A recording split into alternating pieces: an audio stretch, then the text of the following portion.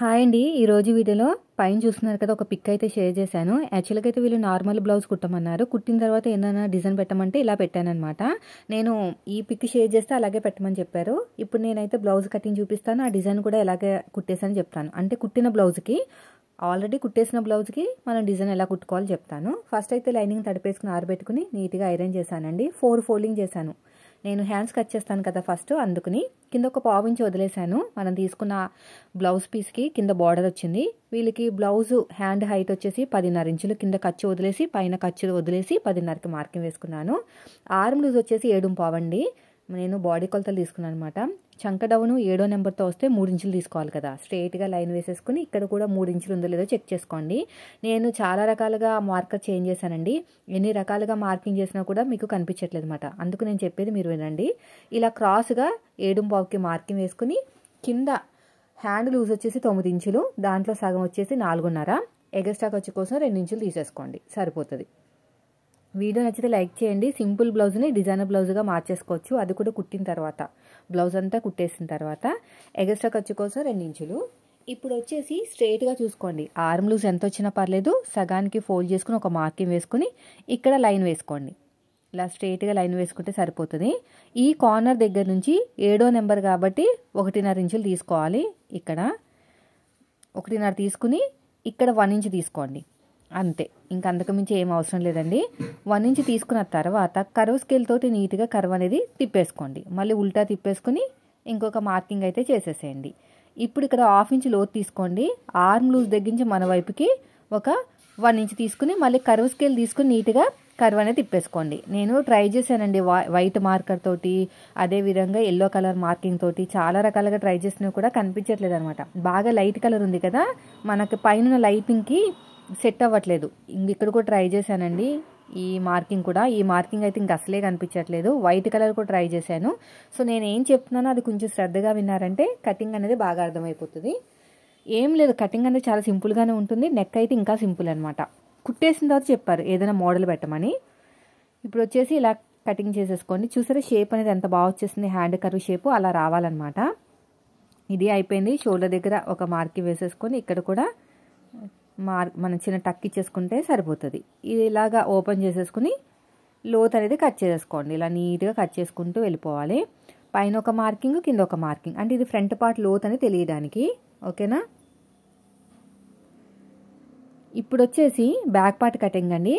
ఎప్పుడైనా సరే మనం బాడీ కొలతలతోటి బ్లౌజ్ కట్ చేస్తే చెస్ట్ లూజ్ ప్రకారమే కట్ చేసుకోవాలి, ఆర్మ్ లూజ్ ప్రకారం చేయకూడదు. ఓకేనా. ఆది బ్లౌజ్ ఇస్తేనే ఆర్మ్ లూజ్ ప్రకారం చేయాలి.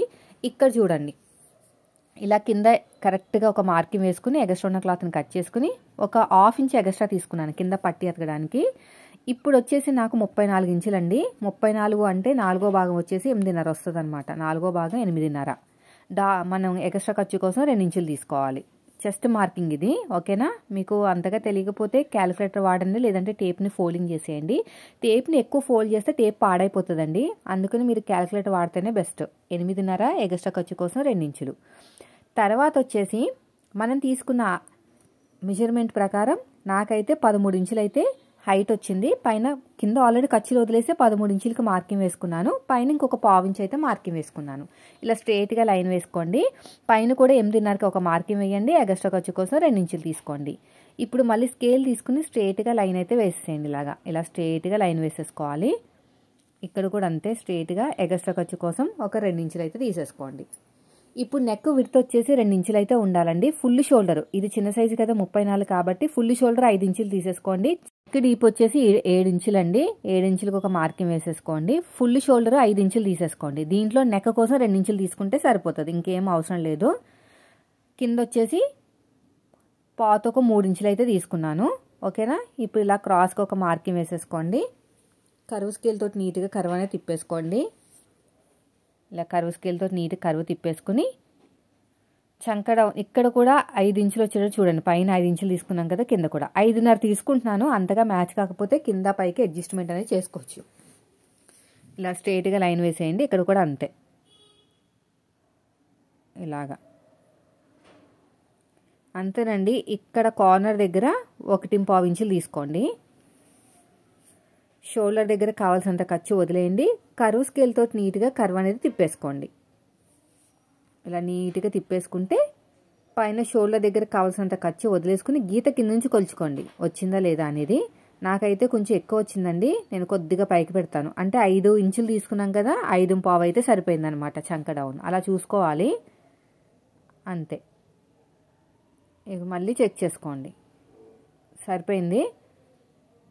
ఇప్పుడు నడుము లూజు 30 ఇంచులు, 4వ భాగం 7.5, డాట్ కోసం 1 ఇంచు కలిపితే 8.5. అంటే వీళ్ళకి చెస్ట్ నడుము లూజు మొత్తానికైతే కరెక్ట్గా వచ్చేసింది అనమాట. అటు ఒక 1/2 ఇంచు, ఇటు ఒక 1/2 ఇంచు. హైట్ వచ్చేసి 4 ఇంచులు తీసుకున్నా ప్రాబ్లం లేదు. అంతే. ఇప్పుడు ఎలాగైతే మార్కింగ్ వేసుకున్నామో సేమ్ అదే విధంగా కటింగ్ చేసుకోండి. ఇలా నీట్గా కటింగ్ చేసుకుంటూ వెళ్ళిపోవాలి. ఇటు సైడ్ కూడా అంతే, ఇలా నీట్గా.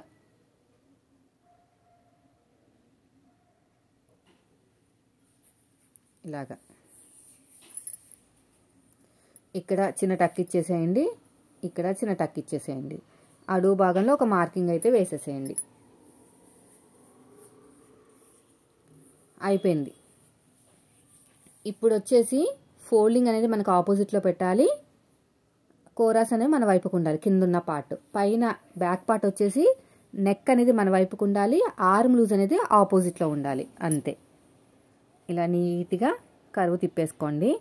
సైడ్ జాయింట్ వైపుకి ఒక 1/2 ఇంచ్ ఎగస్ట్రా తీసుకోండి. తీసుకోపోయినా పర్లేదు, వీళ్ళకి చెస్ట్ తక్కువ ఉంది. తీసుకున్నా తీసుకోపోయినా ఏం ప్రాబ్లం ఉండదులేండి. నాకైతే అలవాటు అనమాట డీప్ నెక్ బ్లౌజ్కి 1/2 ఇంచు. అదేవిధంగా మనకి ప్రిన్సెస్ కట్కి 1 ఇంచ్ తీసుకుంటాను. ఎందుకంటే స్టార్టింగ్లో నేను కొంచెం ప్రాబ్లం ఫేస్ చేశాను అనమాట అలా తీసుకోపోవడం వల్ల.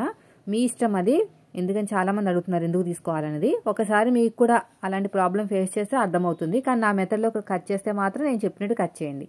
వీలర్ దగ్గర ఒక మార్కింగ్ వేసేయండి, ఒక 1/2 ఇంచ్ లోతు అయితే తీసేసుకోండి. షోల్డర్ దగ్గర కావాల్సినంత ఖర్చు వదిలేసుకుని ఒక 1/2 ఇంచ్ లోతు అయితే తీసేసుకోండి. ఇలాగా తీసేసుకుని నెక్ డీప్ వచ్చేసి నాకు 6 ఇంచులండి. అదేవిధంగా ఫ్రంట్ వచ్చేసి 11 మీద 2 గీతలు అనమాట. ఫ్రంట్ పైన షోల్డర్ దగ్గర కావాల్సినంత ఖర్చు వదిలేసుకుని 11 మీద 2 గీతలు అయితే తీసుకుంటాను. పైన షోల్డర్ దగ్గర కావాల్సినంత ఖర్చు వదిలేసి కింద ఖర్చులతో కలిపి 11 మీద 2 గీతలు. మళ్ళీ ఎల్ స్కేల్ తీసుకుని స్ట్రైట్గా లైన్ వేసేసేయండి. ఇప్పుడు నెక్ డీప్ వచ్చేసి పైన ఫస్ట్ లైన్ నుంచి 6 ఇంచులకు మార్కింగ్ వేసుకోండి, సరిపోతుంది. అయితే ఇక్కడ కొంచెం అలాగా మార్కింగ్ వేసిన తర్వాత ఇలా పైనుంచి షోల్డర్ దగ్గర నుంచి నెక్ డీప్ వరకు కొంచెం లైట్గా క్రాస్ తీసుకుంటే ఫ్రంట్ నెక్ అనేది రౌండ్గా వస్తుంది అనమాట. ఇలా రౌండ్గా వస్తుంది.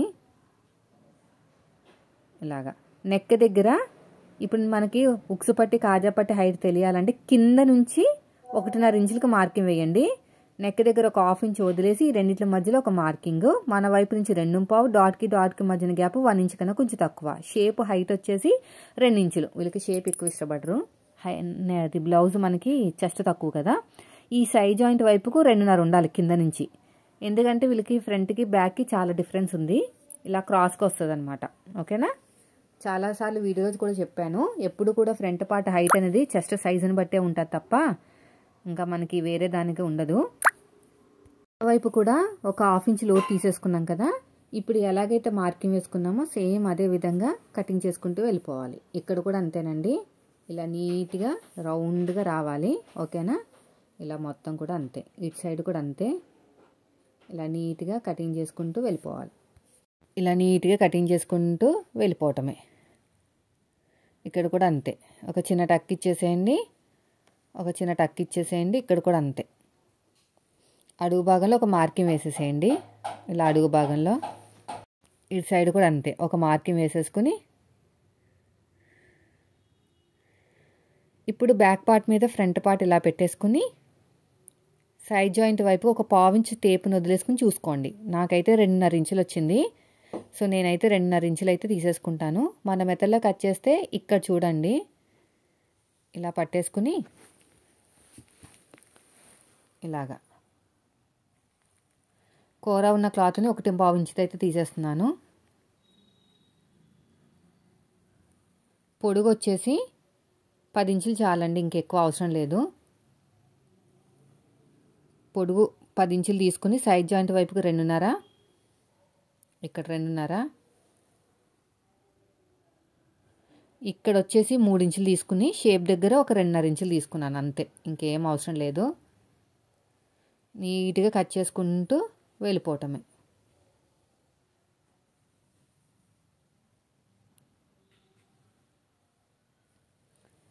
ఇంకొక లేయర్ అయితే కట్ చేసుకోండి. మన దగ్గర ఉన్న పీస్ని తీసేసుకుని ఇంకొక లేయర్ అయితే కట్ చేసుకోవాలి.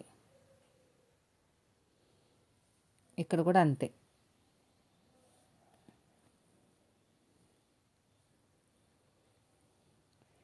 ఇక్కడ ఫోల్డింగ్ మీద ఉంది, కట్ చేసుకోండి. ఇప్పుడు ఒరిజినల్ క్లాత్ మీద పెట్టేసుకుని కటింగ్ చేసుకుందాం. మనకి 2 బార్డర్లు వచ్చినాయి. నేనైతే ఒక బార్డర్ ఫస్ట్ హ్యాండ్ కింద వాడేసాను. ఆ తర్వాత వాళ్ళు ఏమైనా డిజైన్ పెట్టమన్నారని చెప్పేసి చిన్న బార్డర్ అయితే డిజైన్ పెట్టాను అనమాట.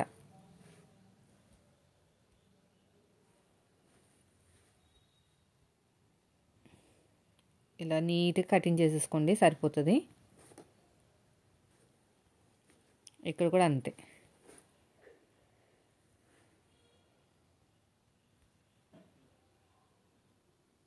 ఇప్పుడు వచ్చేసి బ్యాక్ పార్ట్, ఫ్రంట్ పార్ట్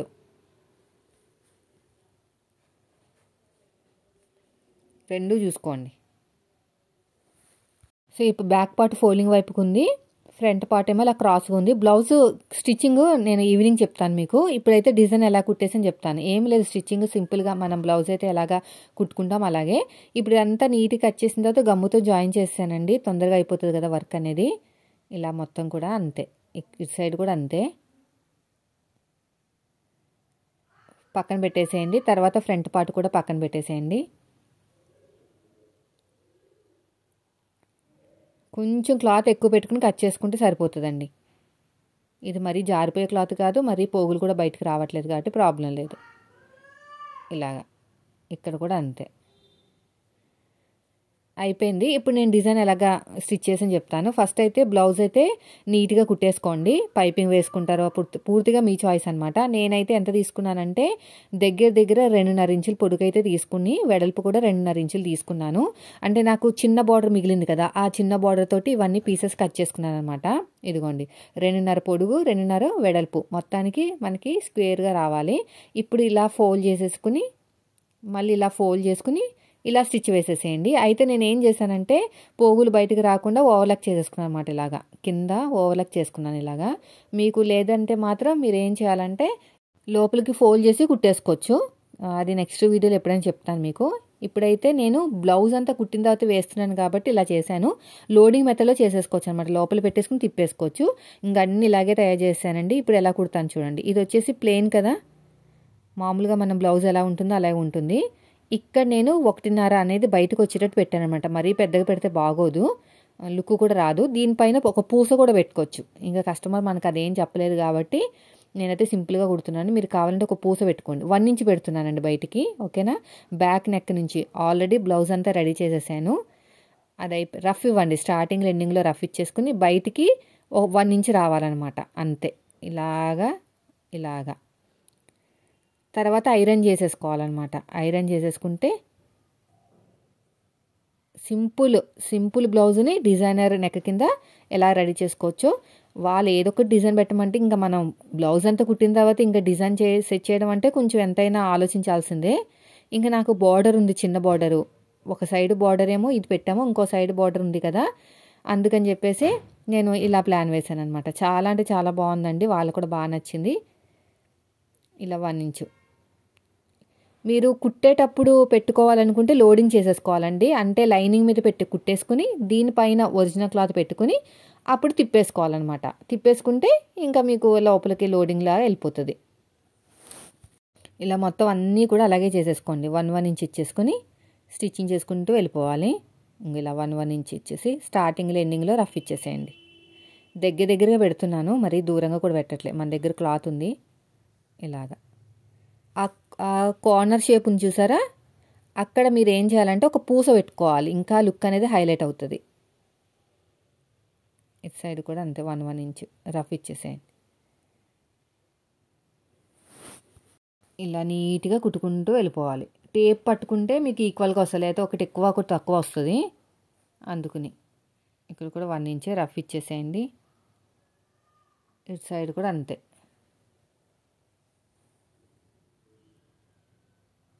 ఇలాగా అంత అయిపోయిందండి. చూసారు ఎంత సింపుల్గా అయిపోయిందో బ్లౌజ్ అనేది. రెండో సైడు మీరు ఎత్తినట్టు రాకుండా ఉండటానికి ఆల్రెడీ మనం ఒక సైడ్ పైపింగ్ హెమ్మింగ్ చేయకుండా కుట్టాం కదా, దానిపైన కుట్టు పడేటట్టు వేసుకున్నారంటే ఇది కూడా రాదు. లేదంటే హెమ్మింగ్ చేసేసుకోవచ్చండి. ఇవి పైకి లేవకుండా ఉండటానికి హెమ్మింగ్ చేసేసుకోండి. వాళ్ళకి కొంచెం ఇప్పుడు అర్జెంట్ అంట. ఇప్పుడు నేను ఏం చేస్తాను అంటే ఇదంతా కూడా నీట్గా ఐరన్ చేస్తాను. ఐరన్ చేస్తే ఇలా ఎత్తినట్టు రాదు. ఇప్పుడు చూడండి, చూసారా ఎంత చక్కగా వచ్చేసిందో. చాలా సింపుల్గా అయిపోయింది కదా డిజైన్ అనేది. సో ఇదండి ఈరోజు వీడియో. నచ్చితే మాత్రం లైక్ చేయండి. ఈ బ్లౌజ్ నార్మల్ స్టిచ్చింగ్ నేను ఈవినింగ్ పోస్ట్ చేస్తాను. Thank you for watching.